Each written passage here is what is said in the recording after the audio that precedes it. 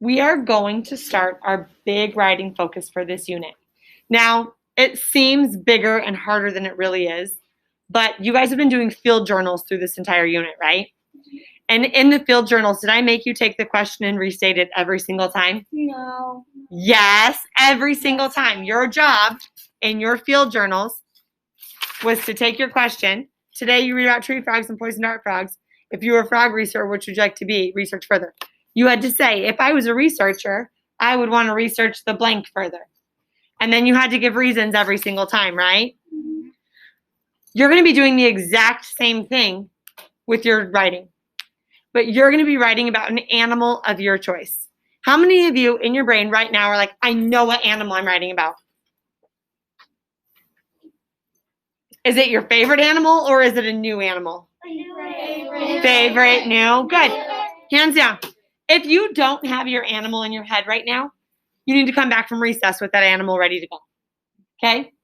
We don't have time to wait around. You have to have it ready to go. Here's the cool thing about this. You're not going to need to do new research on your animal. You don't need to do new research on your animal. Our goal and our focus for writing is we're going to choose an animal from one of the 5 vertebrate groups. So can you pick an invertebrate? No. You're going to pick an animal from one of the 5 vertebrate groups that you've learned about in the read alouds, in our readings, and we're going to write about it. You're going to pick an animal that's in one of those. So maybe you want to pick the piranha. A piranha is a member of the Fish. Zoe, get your hands out of it. The fish. Maybe you want to write about a toad. A toad is a Amphibian. Maybe you want to write about a dolphin. A dolphin is a Mammal. your choice, right? It doesn't have to be an anaconda or a hippo or a piranha or a toad or an egret. Those are just examples of the animals, and you're going to pick an example too. Now, I don't know very much about salamanders. I don't. So is that going to be a good one for me to write about? No. Even though we just read that a salamander was a amphibian, that's all I know about it. So it's not going to be a good one for me because I don't know a little bit about it already. Pick something you're semi-familiar with and you're going to write about it. Now, just like we have in the past few days, when we write, you're going to have a topic sentence. You're going to have 3 supporting details and a concluding sentence, okay? That's where we're going to start today. We're going to brainstorm ideas and think about what we're going to write as we write a paragraph. That's it.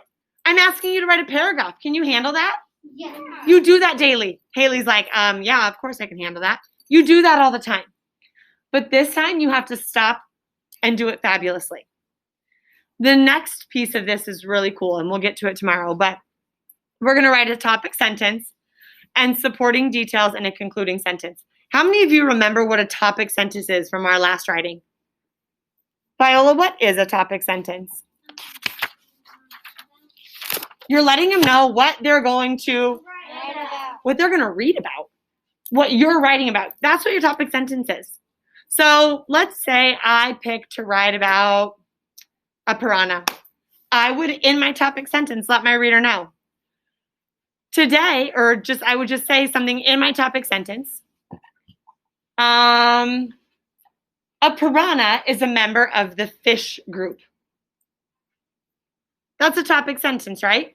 It's not the most interesting topic sentence, but does it tell you what I'm about to write about? I'm about to write about piranhas and that they're members of the fish group. That's our job. You could definitely make it more interesting.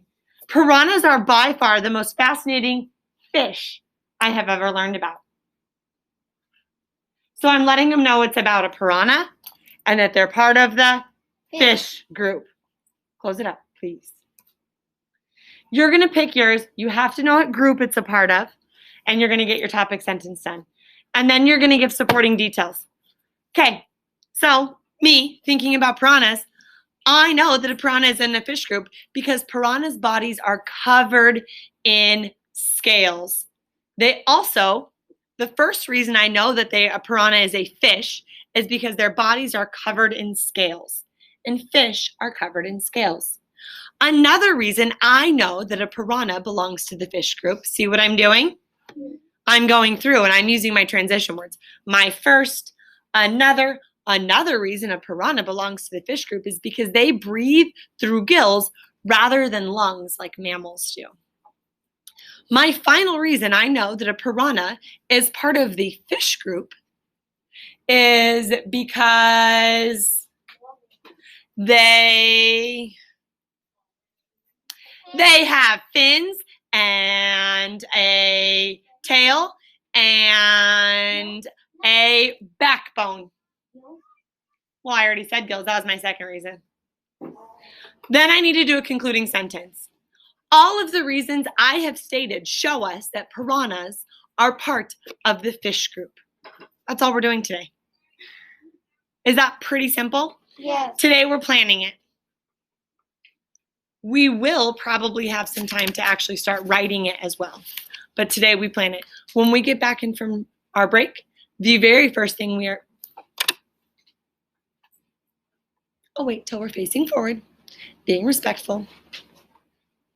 When we get back in from our group, the first thing we're going to do is share what animal and what animal group it's a part of. The biggest difference between the writing that I'm asking you to do today and writing in the past is before you had a question to restate. And you still kind of do, but it's not sitting in front of you. So I'm asking you to write about an animal and the animal group and to give information of why it belongs into that animal group. So I am going to go ahead and give you an example of what this might look like. Does that sound good? So today is our planning day, and we are just getting our ideas down. You can write complete sentences. You can get it all set to go ahead and go on to our final paragraph. That's great. But this might be my introduction paragraph. I'm introducing my animal and their animal group. Frilled dragons are one of my favorite animals. They are classified by scientists as reptiles. So I'm letting you know my animal and the animal group it belongs to. Can you add more detail? Definitely. And then I can keep going. When you're writing an informational paragraph, you might already know some facts and information. Do you know most of the facts and information for your animal? Throughout the reading process of this entire unit, you guys have filled out web organizers for all the animals. Birds, reptiles,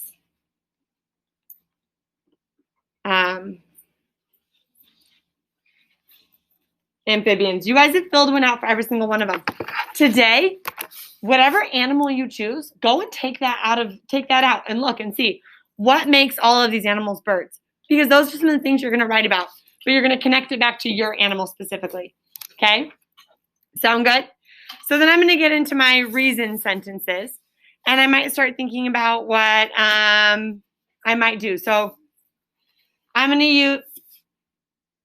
going to use transition words or order words to help me with this. Okay? So I might say first, comma, because it's a transition word, frilled dragons.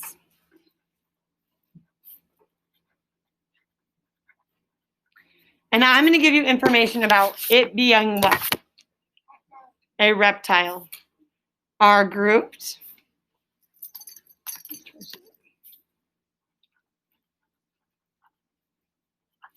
in the reptiles group.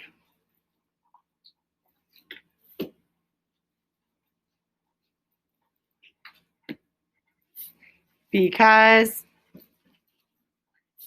they are cold-blooded.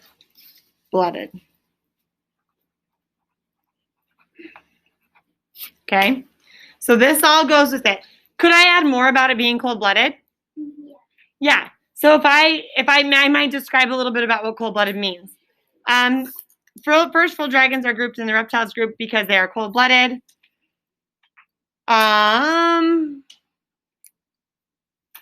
They change temperature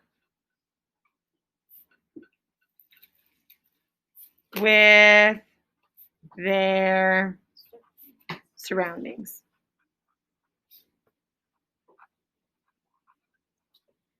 So I'm letting you know a little bit about them. Do you and I do that? Nope. So I could even put on there. Unlike you and I, whose temperature stays pretty much consistently the same. Okay. And then I might go into another one. Another reason.